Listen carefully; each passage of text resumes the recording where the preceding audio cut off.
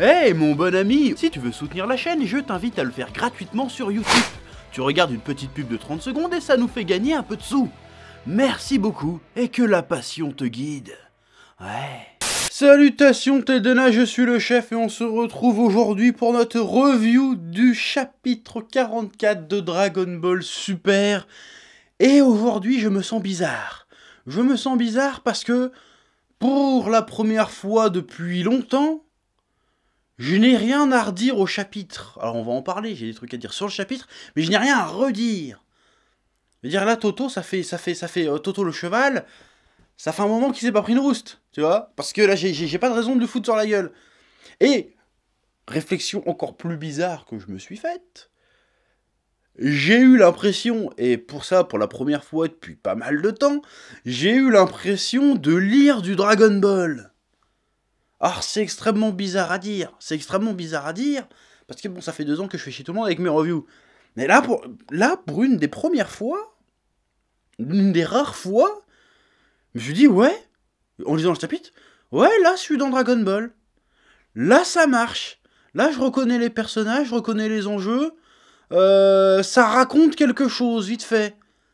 Quelque chose qui me semble cohérent, qui me semble pertinent par rapport à ce qu'on connaît de Dragon Ball. Donc je vais te parler de ça aujourd'hui. Donc ça va être positif, je vais pas rager, je vais être enthousiaste, pas trop enthousiaste, mais il y a plein de trucs qui m'ont beaucoup plu dans ce chapitre. Premièrement, Goku, dans ce chapitre, eh ben il agit comme Goku. Mais comme le Goku qu'on connaît, c'est-à-dire le Goku sérieux, le Goku qui sait qu'il y a quelque chose, tu sais, c'est pas le Goku qui arrive, oh là là, ce combattant a l'air super fort, j'ai hâte de l'affronter, non. On a un Goku qui sent un danger et qui fait, ok, ce mec est dangereux, faut qu'on l'arrête pour sauver le monde, parce qu'il va se passer des trucs. Je le sens pas, il faut que je reprenne ma posture de héros charismatique qui lead un peu la team. Là, j'ai l'impression d'avoir eu un Goku adulte face à moi, le Goku qu'on a laissé à la fin de Dragon Ball, en fait. Et on l'avait pas vu depuis un bon bout de temps, ce Goku-là, vite fait dans l'arc Black, mais après on l'a plus revu, tu vois. Goku avec des phrases pertinentes, il fait pas des blagues, il dit pas de conneries, il fait avancer le schmilblick quand il ouvre la bouche, il est même leader dans le plan d'aller rattraper Moro sur Namek. C'est lui qui dit, tiens, ça c'était Namek en fait, on va y aller. Et il sort une phrase aussi qui me fait penser à Goku et qui est plutôt bien faite et qui a fait en sorte de poser le méchant Moros comme il fallait le poser. Et qui fait vraiment que c'est une vraie menace, parce qu'on a, à part Black, on n'a pas eu de vraie menace dans Dragon Ball Super. Bon, il y a eu Freezer, mais c'était encore fait avec une espèce de second degré un peu chelou. Enfin, dans le manga, on l'a pas vu, Freezer, donc bon. C'est qu'il fait... en fait, son ki, il était pas si puissant, mais il était malsain. J'ai l'impression d'avoir entendu des centaines de milliers d'âmes hurler, tu vois. Et juste cette petite phrase, bah ça m'a fait un petit frisson sur oh. Oula, un petit peu de sérieux. Un méchant un peu méchant, un méchant avec des sales bails derrière lui, un méchant vraiment dangereux, qui a l'air vraiment dangereux, qui a l'air vraiment maléfique. Parce que jusqu'à présent, dans Dragon Ball Super, au risque de me répéter, c'est genre, à part Black, évidemment, Freezer, c'est genre on va se battre pour tester nos compétences, et enfin, finalement on est plus ou moins potes, Beerus pareil, Jiren pareil, et tous les mecs du tournoi pareil. Là, je veux voir un vrai méchant. Est-ce qu'on a enfin un vrai méchant? C'est ça la question, et quand tu commences par me l'annoncer en effrayant Goku, en disant bah il est pas puissant, mais ce mec est mauvais, il est tellement mauvais qu'il dégage un truc malsain qui m'a fait peur, qui a fait que je passe en mode serious business, j'arrête les blagues, et il faut vraiment l'arrêter. Ça marche, ça me plaît. Je dis oui, ça c'est Goku. Ça c'est... Bon, je sens que... Bon, après dans le dessin, il a encore une tête de con, mais... Voilà, là on est sur la bonne voie, continue avec un Goku comme ça, un Goku sérieux, un Goku qui prend les choses en main. Moi ça me plaît, tu me mets plus de gamin. Hein, le gamin qui sait pas embrasser et qui sait pas reconnaître une femme enceinte. Je dis non, tu me mets un vrai Goku charismatique qui prend les devants, qui est moteur de l'histoire et pas juste simplement acteur et attendant que la baston commence. Même si là effectivement il est en position de spectateur, mais il a quand même été acteur dans l'histoire. Ensuite, Vegeta m'a beaucoup plu aussi, même s'il est un peu plus passif. Mais il y a un passage du chapitre où il défend le petit Namek, et après il dit à Moros, il fait Moro, je sais plus comment il s'appelle, il lui dit bon, moi à l'époque j'ai fait du sale avec au Namek, je regrette, et maintenant je ne peux pas tolérer qu'on en tue un devant moi sans rien faire. Voilà. Bah voilà. Est-ce que c'est pas un développement intéressant pour Vegeta, la putain de sa race? Ça, c'est le genre de truc qu'on veut voir, ça. Vegeta reconfronté à nouveau au Namek, qui cette fois-ci revient sur Namek, non pas en tant qu'envahisseur, dictateur, génocidaire, parce qu'il a génocidé des Namek, hein. Vegeta, il a niqué 2-3 villages pour sauver les Dragon Ball, mais il arrive en tant que défenseur. Et il compte il est encore plus impliqué dans le fait de défendre les Namek, bah parce qu'il a une dette envers eux, si tu veux.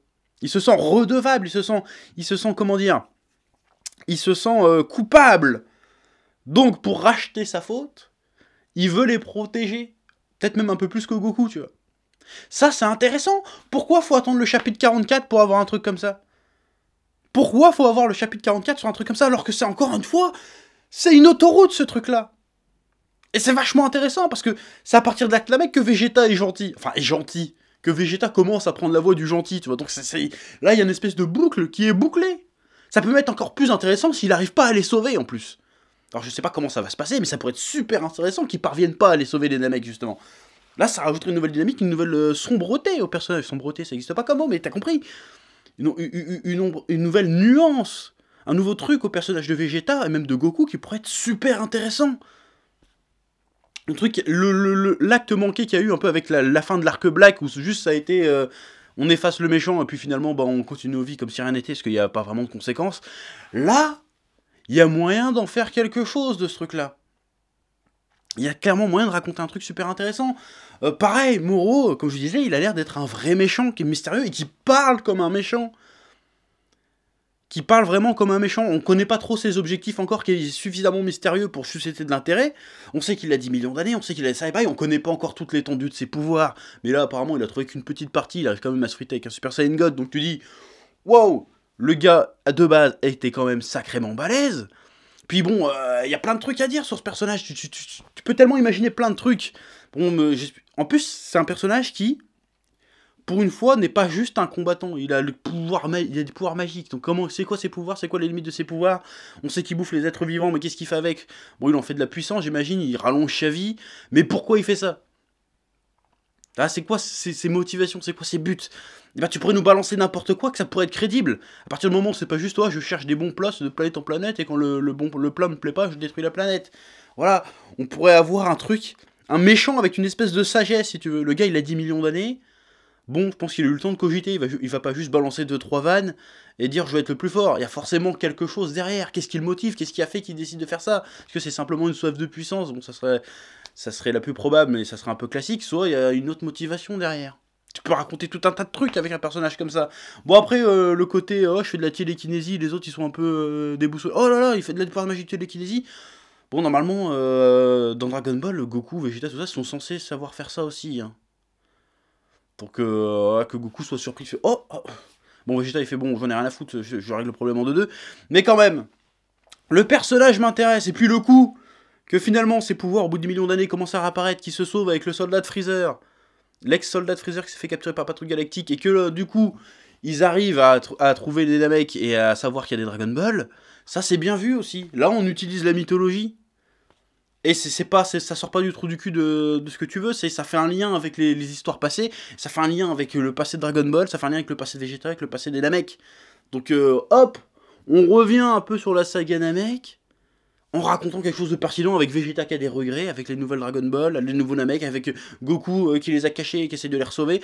C'est super intéressant ça, c'est super intéressant, et j'ai fini le chapitre et j'étais là, mais oui, ça m'intéresse, je veux voir la suite. Bon, par contre, bon moment oracle, j'avais dit que le gars il allait partir à la poursuite des Dragon Ball, bon après il y en a était plusieurs à l'avoir dit, mais voilà, tant mieux, poursuite des Dragon Ball, mais moi je sens qu'il va, soit il va les avoir direct les Dragon Ball de Namek et ça va être la merde, soit il va pas réussir à avoir les Dragon Ball de Namek et il va partir parce que c'est Dragon Ball Super, soit il va partir à la poursuite des Dragon Ball de la Terre, soit les Super Dragon Ball. Voilà, parce que Dragon Ball Super, les Super Dragon Ball on les a vus 2 fois, partir à la poursuite des Super Dragon Ball, bon après c'est moins, comment dire, alors autant le côté je prends des boules et je me cache pour pas je peux cacher des boules, autant cacher des planètes c'est un peu plus compliqué, même si l'univers est immense, mais le côté je récolte des planètes alors que je suis un petit bonhomme comme ça par rapport aux planètes, c'est un peu, c'est pas pratique.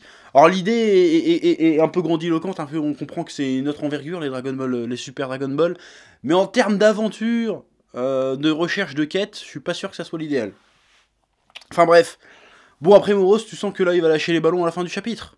Il va lâcher les ballons à la fin du chapitre. Qu'est-ce qu'il va faire? Je sens quand même qu'il y a un petit côté... parce que comment il s'appelle le patrouilleur galactique? J'ai oublié son nom. Mérus? Mérus? Bon, tant pis, j'ai oublié son nom. Il fait, ouais, ils ont qu'une chance de gagner. Ils ont qu'une chance de gagner. Même s'ils sont plus puissants que lui, ils ont qu'une chance de gagner. Je sens le bail, Vegeta va se faire absorber sa puissance. Une connerie comme ça. Il va choper Vegeta, faire, tiens, je te pique ta puissance, t'es bien juteux, toi, mon petit mignon, hop. Et là, dangereux, parce que s'il chope la puissance de Vegeta, ça veut dire qu'il va devenir méga balèze. Ça veut dire qu'il pourra se friter contre Goku, il va peut-être même piquer la puissance de Goku. Et là, on est dans la merde. Là, ça pourrait être super intéressant. Les mecs n'ont plus de puissance, merde. Comment on va faire? Qui c'est qui pourra l'affronter? Ça pourrait être super intéressant, un truc comme ça, un retournement comme ça. Ils vont se prendre une branlée. De toute façon, c'est obligé, ils vont se prendre une branlée. Ça peut pas se finir direct comme ça, on est direct devant le méchant. Ils vont se prendre une branlée et ils vont devoir retrouver les Dragon Ball avant le mec. Pour retrouver leur pouvoir, certainement, je sais pas, mais il faut qu'il y ait un bail. Là, il va se passer un bail, un sale bail. Même Goku dit, ça va se passer un sale bail, je le sens pas. Donc je pense qu'ils vont se prendre une méga branlée, ils vont se faire piquer leur pouvoir. Et après, on sera dans la merde, parce que si Goku et Vegeta sont hors jeu, tu vas pas les ramener Beerus. Beerus, il va faire, non, je m'en bats les couilles, je mange des gâteaux. Donc il va falloir partir à la recherche de Dragon Ball pour guérir Goku Vegeta, ou un truc comme ça, et combattre la menace. Je veux dire, tu peux dire tout ce que tu veux, parce que... Il y a tellement de possibilités, et le peu qu'on a vu pour l'instant raconte quelque chose de super intéressant, non seulement en étant l'univers, en étant le côté patrouilleur galactique, on fait le lien avec ce qui s'est passé sur Namek, avec l'armée de Freezer, avec les Namek, et on a un nouveau méchant, qui est différent des autres méchants qu'on a vus avant. J'espère que ça va pas être un méchant en transformation, qui va vraiment proposer autre chose. J'espère vraiment qu'il va avoir cette petite sagesse, il y aura cette petite réflexion sur la vie dans l'univers, un truc comme ça, un peu comme il y a eu, ils ont essayé de faire avec Clark Black. Voilà, moi, ce chapitre m'a enjaillé. Ce chapitre m'a énormément enjaillé. Bon, après, je reste quand même assez curieux de savoir comment le mec de l'armée de Freezer, il est au courant de Namek. Parce qu'il me semblait qu'ils avaient tous crevé sur Namek, les hommes de Freezer. Moi. Mais après, c'est peut-être moi qui a déliré. Mais en tout cas, voilà, j'ai pas de défaut majeur à dire à ce chapitre. L'histoire se tient, ça a l'air super intéressant. Pour l'instant, j'espère que ça va pas partir en sucette. J'espère que ça va tenir ses promesses. Ça raconte quelque chose pour Goku, ça raconte quelque chose pour Vegeta, ça raconte quelque chose par rapport au Namek. Bah ça me plaît, mais c'est ça que je veux voir dans Dragon Ball en fait. C'est ça qu'on veut voir. Voilà, alors me réglez pas le problème juste avec une putain de fusion ou un Mafuba, une connerie comme ça. Trouvez un nouveau truc. Faites-moi vibrer maintenant. Il y a moyen de faire un truc vraiment stylé avec ça. Voilà, donc, vous foutez pas de notre gueule s'il vous plaît. Racontez-nous un truc stylé et gardez cette dynamique là. Je sais, les deux Toto là. Gardez cette dynamique là, racontez-nous des trucs, putain, c'est bien.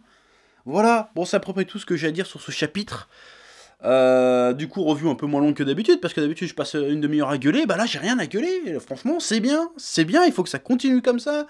Bon, j'espère qu'ils vont pas tout foutre en l'air dès le chapitre précédent. Le suivant, pardon. Mais voilà, ça prend la bonne direction. Une vraie histoire, un vrai enjeu, quelque chose qui est vraiment intéressant. On a le vrai Goku, on a Vegeta qui est dans cette quête de rédemption. S'il se passe quelque chose. Voilà. Sur ce, en plus, il y a Majin Buu qui est impliqué, en plus. Donc, je veux dire, c'est vraiment... Voilà, il se passe une histoire, là, actuellement, qui semble être importante par rapport au reste de l'univers Dragon Ball. Tu vois ce que je veux dire? Il y a tout. Il y a Majin Buu, il y a Freezer, il y a Namek, il y a tout ce que tu veux. Il y a moyen de raconter quelque chose de cool avec ça. Bref. Sur ce, je te dis... au mois prochain pour une nouvelle review du prochain chapitre, hein, qui sort le 20 février si je ne dis pas de bêtises. J'ai vraiment, franchement, pour la première fois, peut-être pas la première fois, mais pour une fois, vraiment très hâte de voir la suite, parce que c'était vraiment enjaillant, j'ai été enjaillé. Voilà, je te laisse, comme d'habitude, dans les commentaires, dire ce que tu as pensé de ce chapitre, ce que tu as pensé de cette review, t'abonner, mettre un pouce bleu, partager éventuellement, hein, avec tous tes amis pour parler du chapitre. Et je te dis à bientôt pour de nouvelles aventures Dragon Ball-esque. Et n'oublions pas, Dragon Ball, c'est la vie. Et c'est en train de redevenir la vie. Et que ça poursuit, que ça devienne la vie ultime, bordel de merde. Que Dragon Ball Super devienne la vie. Il est temps maintenant. Ouais. Et d'ailleurs, je profite de cette petite vidéo pour te parler des casquettes Dragon Ball de l'ami Tonton Benz et de sa boutique Animus Store qui sont vraiment très stylées. Bon, moi, les casquettes, ça me va pas trop bien, mais franchement, elles sont belles, hein. Franchement, elles sont stylées. Regarde-moi ça. C'est pas stylé, ça? Moi, je trouve ça stylé. Pareil, la ruban rouge. Bon, il y a des petits anneaux un peu... Voilà, mais c'est stylé. Moi, la casquette ruban rouge, je kiffe. La casquette capsule corp, j'ai envie de te dire. Et surtout la casquette Magine. Franchement, est-ce que c'est pas stylé? Moi, je trouve ça stylé. Je trouve que ça fait extrêmement distingué. Et en même temps, fan de Dragon Ball. Donc, si tu portes la passion jusque dans ta tête. Donc, tu vas aller voir dans la description le lien vers Animus Store. Et puis, c'est tout. Sur ce, je me casse. Ouais. Et je dab aussi. Ouais, je dab encore en 2019. Qu'est-ce qu'il y a? Eh oh, tu vas pas te barrer comme ça, hein? Tu vas laisser un pouce bleu? Un petit pouce bleu, hein? Puis tu regardes aussi les autres vidéos? Parce que voilà, tu t'abonnes? Ouais? Ouais.